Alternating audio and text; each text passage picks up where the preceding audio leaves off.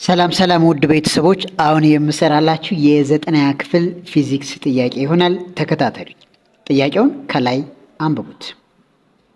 እንግዲህ ለተጠየቃችሁ ጥያቄ ጊቭን አውጡ። መጀመሪያ ምን አለ? ስፒድ ኢዝ 90 ኪሎ ሜትር ፐር አወር። ታይም ስንት ተሰጥቷችኋል? 15 ሚኒት። ግን ምንድነው የተጠየቃችሁት? ዲስታንስ ሃው ፋር ኢት ሴይስ ዲስታንስ ኢዝ ሃው ማች። ስለዚህ የተሰጣችሁንና የተጠየቀውን ሊይዝ የሚችል ፎርሙላ ማስታወስ። ምን የሚላለ?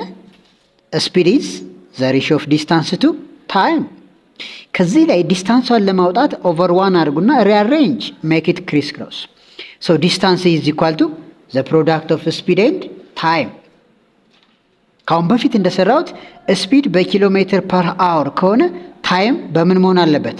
በአወር መሆን አለበት። ስፒዱ በሜትር ፐር ሰከንድ ከሆነ ታይሙ በሰከንድ መሆን አለበት። ግን የተሰጣቸው ስፒድ በምንድን ነው? በኪሎ ሜትር ፐር አወር ነው። ስለዚህ ሚኒትን ቀይሯት ወደ ምን? ወደ አወር። ለስንት ማካፈል?